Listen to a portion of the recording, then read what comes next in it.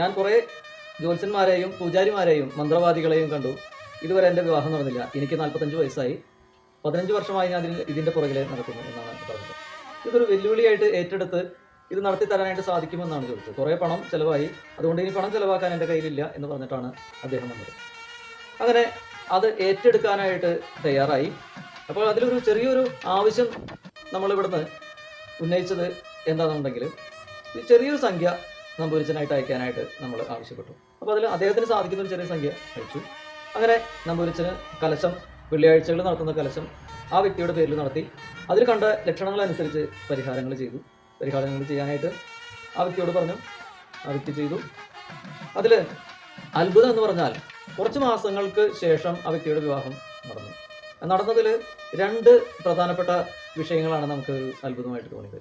ഒന്നാമത്തത്, ഈ വ്യക്തി പറഞ്ഞത് ഞാൻ പുളിയാമ്പുള്ളി നമ്പൂരിച്ചനെ ഉപാസിക്കുകയോ അല്ലെങ്കിൽ പ്രാർത്ഥിക്കുകയോ നാമം ജപിക്കുകയോ ഒന്നും തന്നെ ചെയ്യില്ല എന്നാണ്. പിന്നെ എങ്ങനെയാണ് ആ നമ്പൂരിച്ചൻ്റെ അനുഗ്രഹം ആ വ്യക്തിക്ക് കിട്ടുന്നത്?